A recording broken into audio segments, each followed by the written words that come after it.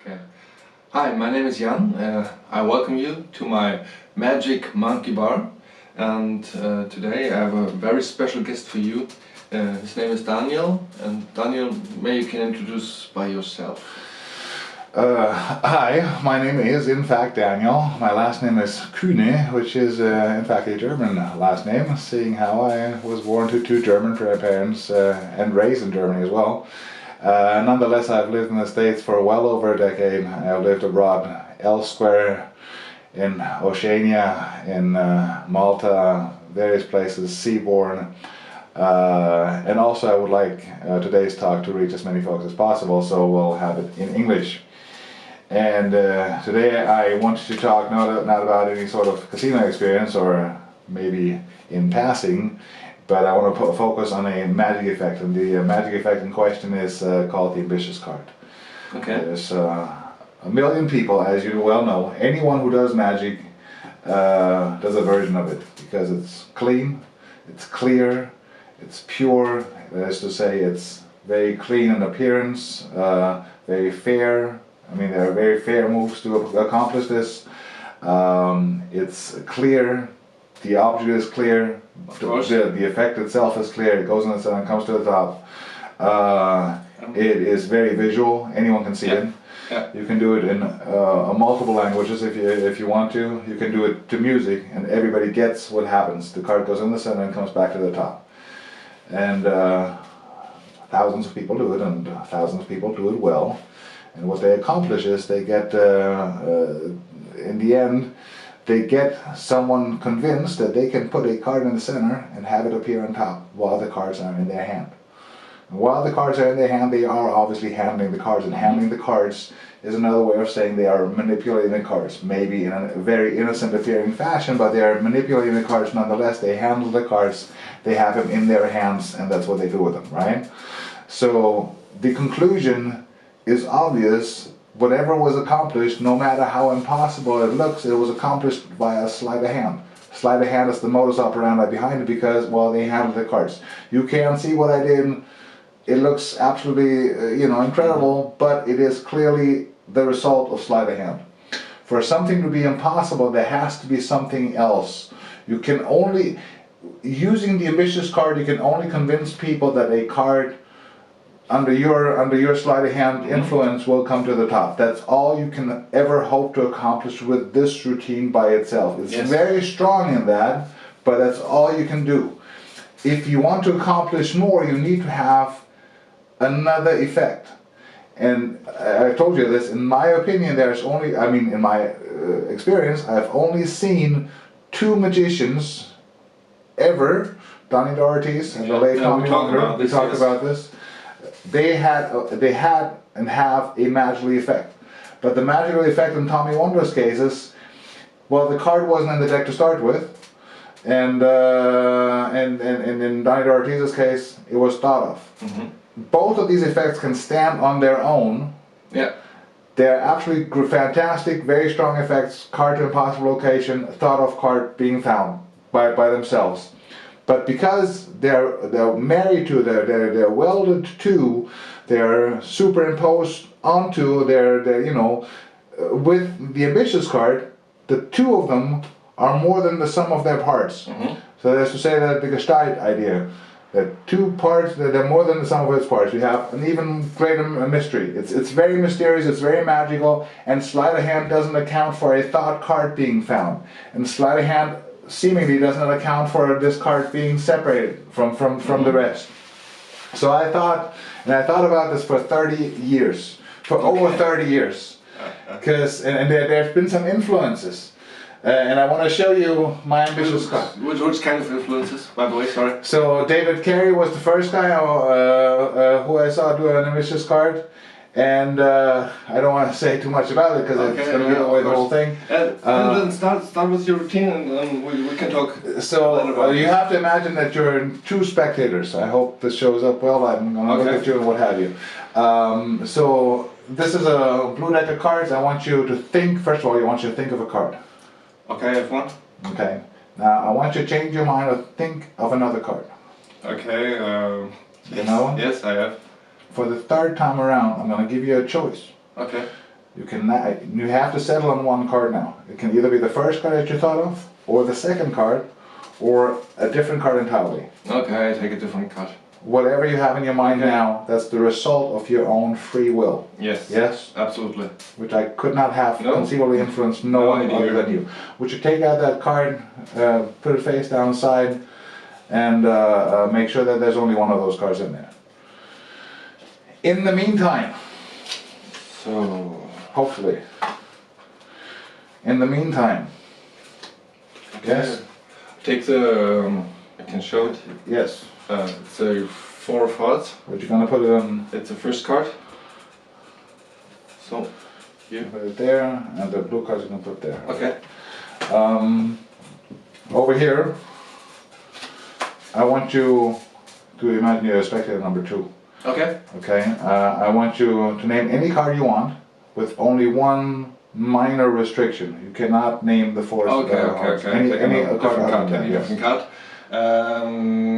I take the 9 of spades. 9 of spades. Are you sure? Yes, of course. It's a nice card. Lovely card. Because I gave him a few choices to change his mind. If you want to change your mind, you can. No, it's fine. It's 9 of perfect. spades. Yes, everything's Okay, good. I will take the 9 of spades, and in your case, would you sign the back of it? Just the back. Something. Put 9S next to 9 of spades. Okay. S for spades. Or like that. I was thinking. Just sure. So you'll close it. So you have the 9 of spades, and together with the 9 of spades. This is not important for right now. It will be. It will become important in a moment. Together with the 9 of spades. Not together with it. I'll place this in here. This is a test card for later because this is a. Okay, nothing. Okay, perfect. It's a test card. You don't need those. You've checked. There's only Yes, one. only one? One of those. Okay. So I'll place this in here. And ordinarily I'd have somebody hold it, but I can also just place it over here. Here. It's in my view. It's in your view. Yeah. And you've chosen the card. You've chosen the 4 of hearts. Yes. And I want you to take the 4 hearts. You still have that Yeah, pen. I have it. Would you sign it? Sign it again or Sign it again. Sure. You're a different person now. Yeah, You sign it with your different personality. Yes. That's your card. It's your personal card, if you will.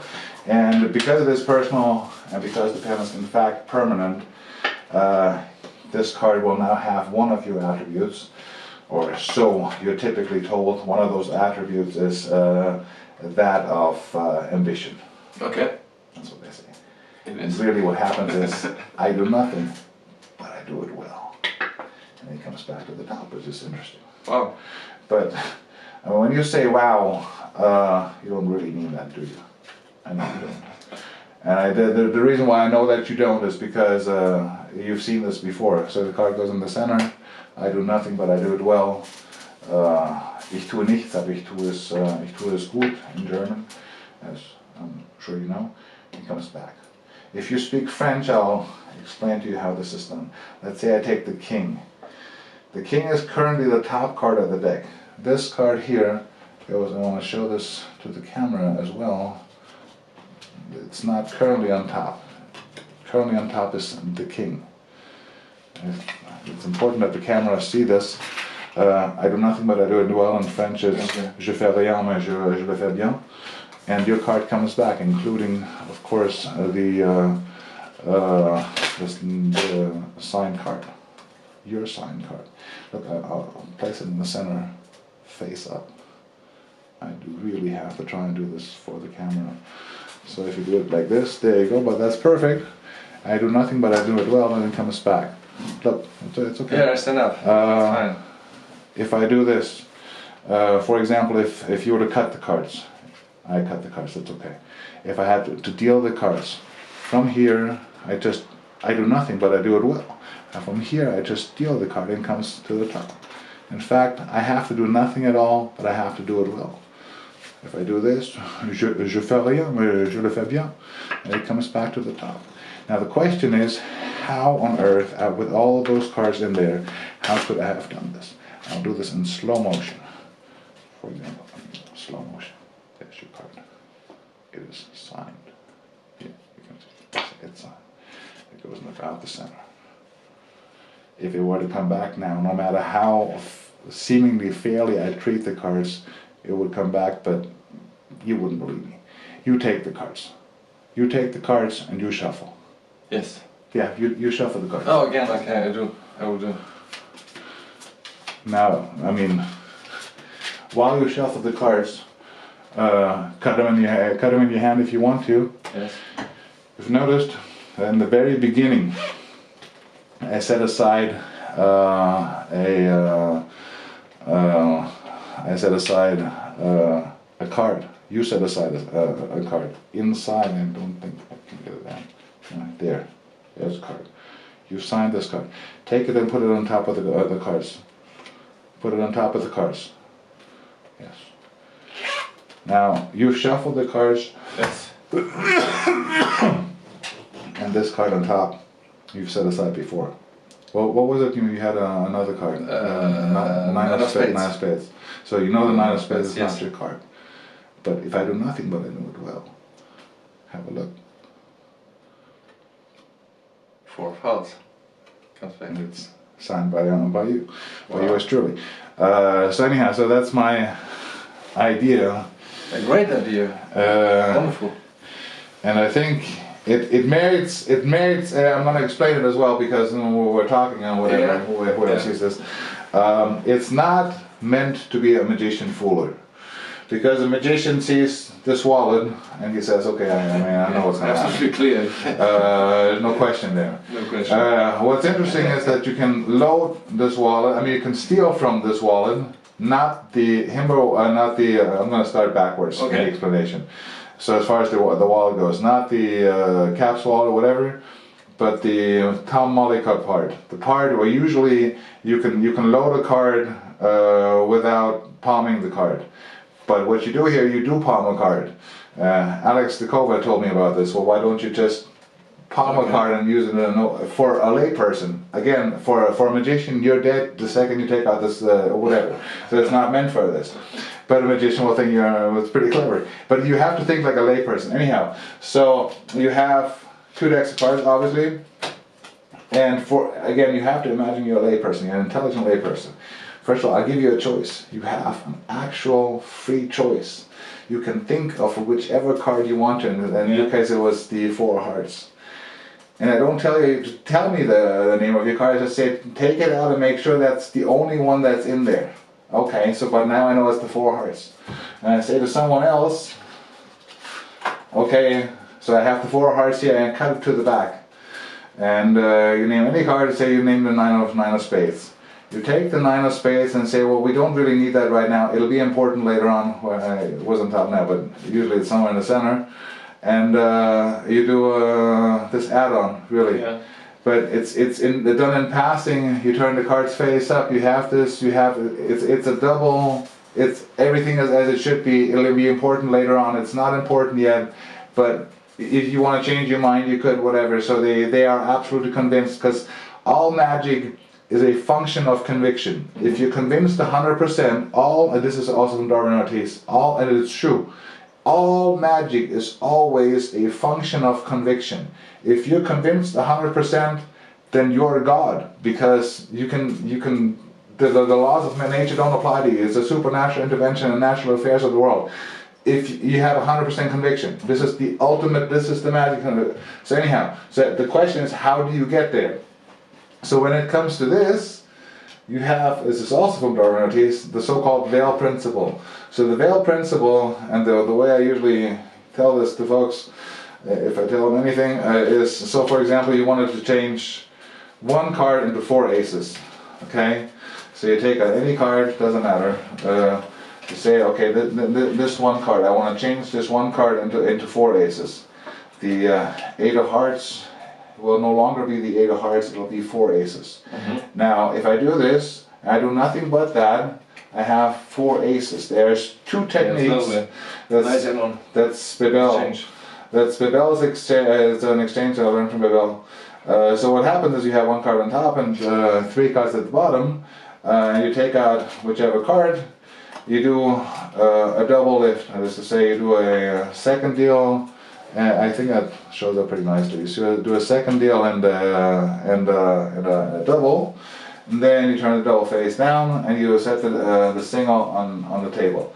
That accounts for 1 card changing into another, but it does not account for the 1 card to become 4 cards. And you can do this and say there's only 1 card. Then you take a break above the bottom 3 cards, kick them over, do the Vernon. You can give somebody the rest of the cards to the Vernon add-on.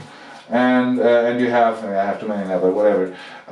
And you show the 4 aces. The add-on accounts for there being more than 1 card, but it doesn't account for the bottom card changing. But the 2 of them combined, so if you could see 1, you couldn't explain the whole thing. So it's like 2 veils. You know what a veil is? A veil is like a scarf, but a very sheer, see-through scarf, one veil.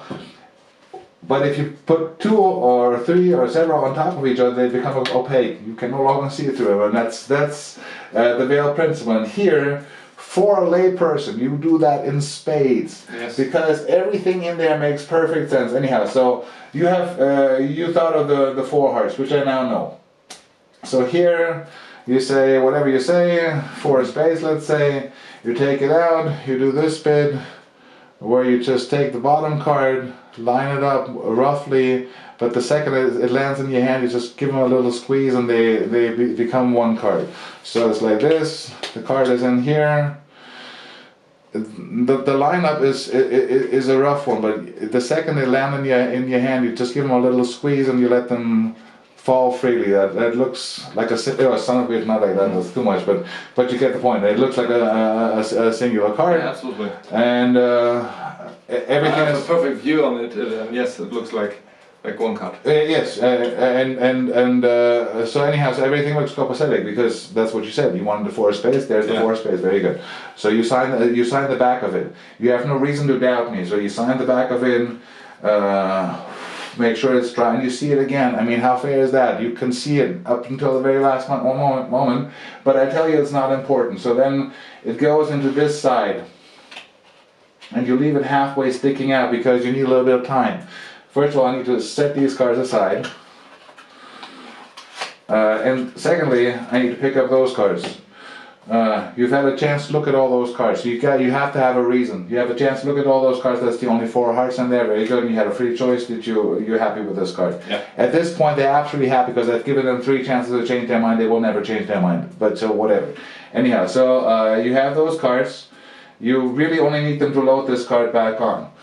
So you place this card all the way inside, but you push it out as far as it goes until you can feel it with the other hand. Can you show the back off? So it's almost all the way out. You can feel it. You can feel it with your fingers. As long as you can feel it, you close this, and you steal this card out as you set this on the glass. You set it aside. It's out of sight, out of touch, out of mind. But really it's not, because you tell folks you have to watch this. You might tell one person, make sure I don't come near this. And now they have freely chosen this 4 hearts. You pick it up as you would, and you immediately turn it face up. It's the same 4 hearts. It's not signed, but I mean they've picked up whatever. They wanted to have the 4 hearts. You wanted the 4 hearts. It's the 4 hearts. It's as it should be. And of course they sign the front. And now you're going to go through an ambitious card routine. It's a very, I mean, you could replace any one of those techniques with another technique, obviously, but they've grown, and every one of them is there for a reason. You do all of them for a reason. So the first one, and it flows. It's a nice flow. I mean, anyone can do. I mean, there's enough ambitious card material out there for anyone to do their own. But in this routine, it flows nicely. Anyhow, because it has to build. An ambitious card routine must build. Yeah. So first of all, you have to have the card signed. So there is no suspicion on this card being signed because anyone who does an ambitious card routine has their card signed and should have their card signed, so that's normal. So you take the card, it's a double. You turn it face down, now you're holding on to a double. Now you want to take a break under the top card. You should not do this. No. This is the most amateurish thing that you could ever possibly do, and everybody does that. So stupid.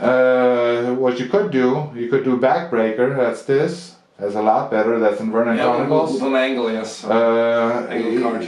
Right, so you move this thumb forward, yeah. And this angles out a bit, but you immediately straighten it out again. So the pivot point is your index finger, and it gets angled for a second and it gets straightened out later. Much better. That's already much better, but what I found out was even nicer at times, if you take the cards and you just do this, yeah. And it's automatic and you can't see anything. You just put a little bit of pressure, you have a break under one. Anyhow, so you have a double here and you have to exchange that. So you have a break, you come down, you clamp the double, and you just switch pressure on these two fingers.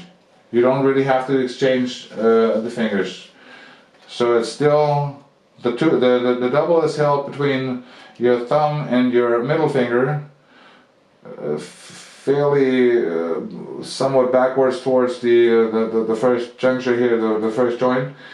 And then as you go over, you have a break, and you grip the card above the break, you clamp this part and you let go. And it's in one fluid motion. There's really not that much to see, and plus you have a reason, and the reason is maybe the ink is not quite dry. And then you immediately show the card again. Now you show a triple. So for the first rise you'll do what you could do with a double, except that you'll do it with a triple. So you let go of everything but the top card. In other words, you let go of the double. You move the single forward. It's a very fair and obvious single. It goes in about the center. Very, very fair. And then you say, and this is the running gag, well, not so much a gag, but the theme, I do nothing but I do it well. And you can do it in different languages or whatever. So you take you turn over that card, of course it has come back. Very good. Now you don't want to snap it every time. You don't have to snap it. It's just the double goes in the center. It does go in the center, and then you say I do nothing but I do it well, and you do a shift. And this is what the shift looks like. Wow. And the card comes back. It's a nice shift. So that looks pretty good. It goes in the center, and this even from this angle it looks good. Now you can do anything. I could do an all-around square, but all-around square would look like this. Okay. And it comes back to the top. You could do a riffle shift. I'll do it slowly so you can see. That's the riffle shift. You could do whatever. Anyhow, so it keeps on coming to the back. It's in the center, but it's of course it's a double. And now the reason why you're doing a shift, because you could do this with a single card, but you're doing it with a double card. So it's still a very good ambitious card routine as the card comes back. It'd be good if it was a single. So now, and because you want to emphasize the singularity of this card, now you're taking the next card and you turn it face up. Pardon me. Oh, look at that, somebody else has signed whatever, but it's not your card. So this card now goes in the center. When I say it goes in the center, what you have to do is you have to hold a break below that top card, and at the same time you have to open a break about halfway in there. And this card you have to hold as a double. So it's a bit involved, but it's well worth it. It has to be one fluid motion though. So then you show this card again and it goes into the tilt break, but apparently it goes in the break that you've opened up. You close the tilt break and you take a break below the double. So now you have a break below 3 cards. Thank you. And then you do the duck change, and you have to work with this for a little bit because you're doing it with 3 cards. So the duck change changes this card for that card. Now you have a double here. You're going to need the bottom card of that double, which not coincidentally, which always will be the same 4 hearts, but you're not gonna do anything with it. It so happens to be that same 4 hearts or whatever. Yeah. And then you have to do a top card cover pass, but off center. So, for example, I could take only a few cards from the bottom and do a top card cover pass. Well, anyhow, you should know what this is. We can try to change the camera. That's can you try it in this one? Okay, well, I'll do the top card cover pass again. Let's see. I think it looks good. I hope so. So, alright, one time. So the top card cover pass off center would look like this. I mean, from this angle you can't really see it. Do the other cover, please. Anyhow, the result of this top card cover pass is that one of the 4s will be off center, in this case closer to the top, the other face up card, because you're going to need that at the end of the whole thing. So now you're in a position to do all the regular face up things that you can do in an ambitious card. For the first one, the card goes in about the center. You go through all the usual rigmarole, as they say, all the improving bits and whatnot, and then you angle that card out, and you do as Vernon did. Prepare like so. You prepare for the Finley diagonal palm shift, but it's perfectly covered because you're pulling up one of your sleeves, and you're looking over here, and you have this crossing the gaze bit. Now you're looking at your other sleeve, and you're pulling this one up, and in the interim you have stolen this card. So it goes like this. You pull this a little bit, you pull this a little bit, and you could go over the cards, and it comes back. It comes out of nowhere. It should ideally look like thank you. It should look like trick photography. So I'll do this one more time. It goes in about the center. You go through all the usual proving bits. Comes out to the side. You roll up your sleeves, and it comes back, and it appears out of nowhere. It's a very nice move. And then, depending, if I had to sit like this, I would just do a shift. So you can always do this shift, and this shift is the to infinity and beyond, as I immodestly call it. It's a straddle shift. So I'm always ready. Whenever I touch the cards, it's already done. This wasn't even good, but whenever I touch the cards, I come to the cards, it's done. It's absolutely instantaneous, and from this angle, I think it just looks. I do nothing. Oh shit! Let me try this again. So you come over, go over here, and the cards. Wow. That's all it does, and it takes you no longer. It takes you no longer than it would take you to put the cards in. If you just had the cards like this, and you would want to put them in this position, in this outstretched position at your fingertips, it wouldn't take you any longer. So you do it this way, son of a bitch. Even though this one I kind of messed it up, but it still looks good. I mean, it still looks. Even the ones that are not quite perfect. Anyhow, so it comes back, or if you do it on the table, and I want to that's what I want to show you. There's a beautiful shift by none other than Steve 40. The cards get taken in your hand, and you're ready to deal, and they come back to the top. That's a very nice shift. And what it is, essentially, it's the Charlie Miller shift, but done in the hands. So it just comes to the top. Yeah. And what makes it nice, if you have a table in front of you, it's not the shift itself. I'm just going to deal the card from the center. So I just do this, and you start dealing the card, because now the shift is in transit. That's Ascanio's concept of in transit. Because if I take the cards in my hand and I do this, what did you do? I took the card in his hands. But if I take the cards in my hand and did this, well, he started dealing cards. So me taking the cards in my hand was in transit. So anyhow, so you do this, and then you do it a last time, and it gets ever more impossible, and it builds. You see how it's. But look, I wasn't paying attention. Whatever. Okay, do that again, and you're doing it again because people think, "Fuck, do that again." I didn't, and so it goes in there. Normal reaction is.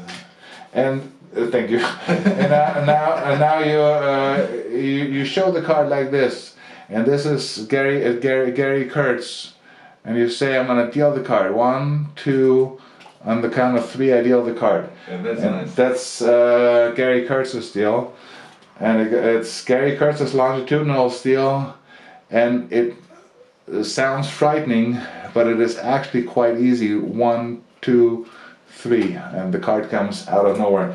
Obviously, it does not come out of nowhere. I palm it. Obviously, it's one of those things. Okay, well, what do? I palm the card, but how do you palm the card?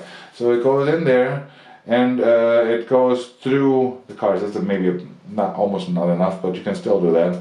But for explanation purposes, let's say you have it through that much. So it goes in there, and it goes in about the center, and you do this. So it goes in about this much. Then you come with your other hand, and you grip it. You grip it by putting your ring finger flush with that protruding card, with that in-jogged card. So your ring finger looks like this. But from the front, it is absolutely impossible to see. That's why I had to, twist to find an angle where it's exposed, because it's extremely well covered. All the way over here, you cannot see a thing. I mean, and clearly, for those of you who know about these things, there are no brakes here. He has no brakes to hold. All the cards are flat, they're flush, whatever. Yeah. And then all you have to do in order to steal this card, you have to make a fist. And open your fingers again and relax them on your forearm. That's all you're doing. So you're making almost a fist, or you just relax. You don't even have to make a fist. You're just relaxing your fingers on your forearm. And now the card is stolen in longitudinal palm. Wow. So let me do this again. It goes in there. I can't see nothing.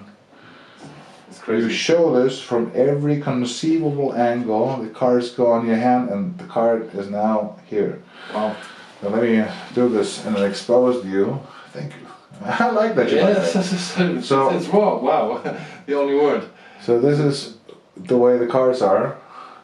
Then you grab the outer corner. You just grab the corner with your thumb, and now you close your hand and keep going and stretch out your fingers across your forearm.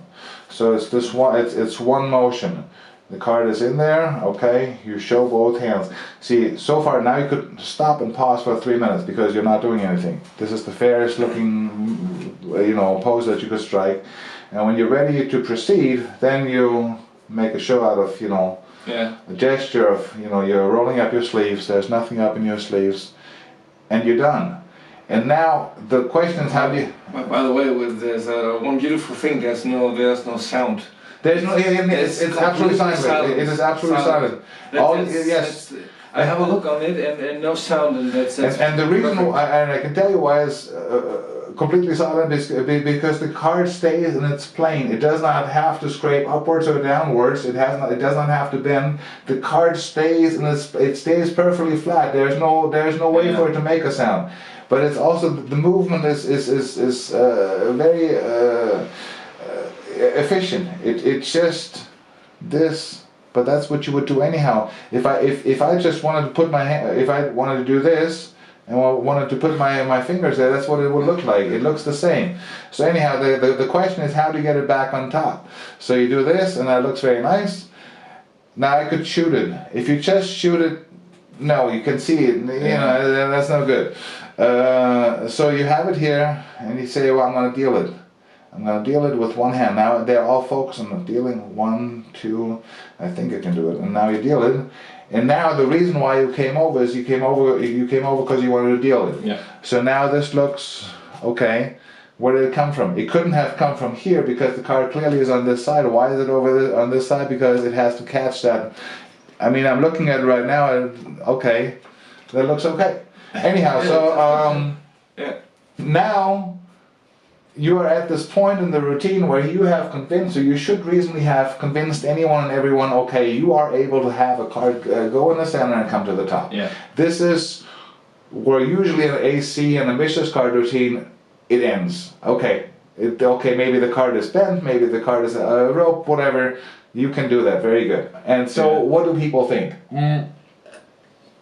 if you want to make a routine really special, and that's really the only routine where I make that claim. I've worked on this for 30 years on and off, and right now I'm starting to be happy with it. So, what does a spectator have to believe? That's the what has to be true. This is what makes the magic happen. This is how you construct. What does he have to believe? Okay. Does he have to believe that you possess great sleight of hand skills? It's not magical. Sometimes, yes, but it's clearly not magical, because this is not the illusion of the impossible. Maybe you have in fact great sleight of hand skills. Maybe you just act like you do, or maybe some of us claim we have some sleight of hand skills. And if you think that's the case, you're spot on. This is correct. But I'm not a magician. I mean, there's nothing beyond that. And the ambitious card does that. And at this point in the routine, okay, this is what has happened. Yeah. So far, I have, he's handled the cards clearly by handling. He manipulated the cards when he handled them, and this is the result. And I can see this.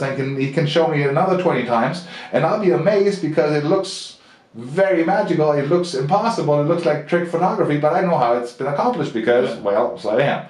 So anyhow, and now at this point, you go a step further and you say, remember, you could have had any card in there, but you wanted to have the four hearts, and you sign it. And in this case, you look for the other one.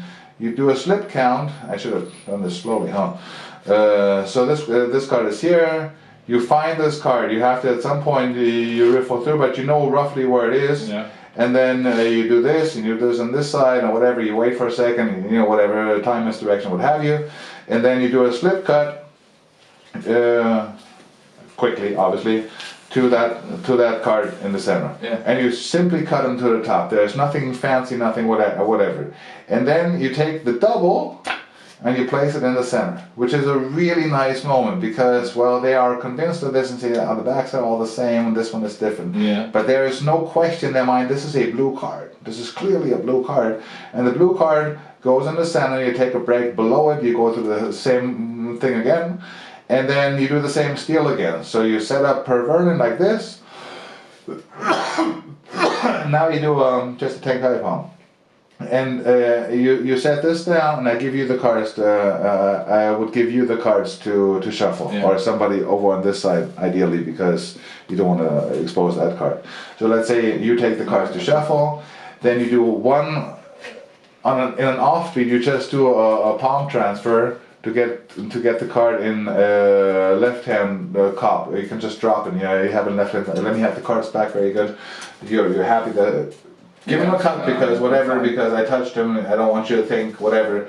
And anyhow, so then you take the wallet and you come from the outer left corner and you feed it in there. And you have the wallet in your hand. You fed the card. You open the wallet, and you have them take out the card. So it's in there. Let me just take it for you. You can see it. It comes out there. I'll check it out. Without turning it over. Put it on top there. And now I think you worked so hard. Now you have to milk the effect, because in this case you can pretty much tell them what happened. Sleight of hand. And if you're a grown person, you'd think it's sleight of hand, but it couldn't have been sleight of hand because you shuffled the cards yourself. Remember, this was the 9 of spades, so you all remember. You signed for everybody. Yes. You should have a 9 of spades for you signed. Very good. But if I do nothing and I do it well, and I do. That should be, and then of course they turn it over, and everybody will always keep that with them because it's impossible. Big surprise. It's huge because there's this. You can also just have it there and not say anything and just wait a few beats, because if you just have it there and you wait a few beats, you are very much saying, okay. If you've been paying the slightest bit of attention, you know where the journey is going. You know where this is going, and you don't have to say anything, and they'll figure it out themselves. Say, well, I do nothing, but I know I do it well. You don't have to say a word, and they turn it over, and it's absolutely impossible. And they can take it with them. And the whole thing is constructed so as to build a whole circle. I mean, the whole thing makes sense beginning to end. Okay, what did you want to accomplish? I want to show you, under test conditions, can one card change into another? Because ultimately, it's no longer about a card rising from the middle to the top, but it's about another pure effect, and that is a card change. It's all it really is. It's a color change. Just, you can say the signature transfer. Yes, a signature. It is that. But usually signature transfer is not well motivated. But in this case, it is. It's a big surprise at the end. It's well motivated and big surprise. I think so. And I mean, everything just complements each other. If I ask you to think of any card and take it out, you'd say, oh my God, oh, it's whatever. But in this case, you take it out, and in the meantime, the reason why you give a reason for everything. The reason why you had to take out your merely thought of card is so that she wouldn't take the same card. So you name any card, but not that one. So and that's a free choice. You have two free choices. I mean, it's just, I think there's a great many veils in there that give it that, where you have an overall impact that hopefully is more than the sum of its parts. It's very magical. Yeah. Wow. I'm glad I got to tell you about this one because I absolutely didn't want to. Thanks for sharing your thoughts.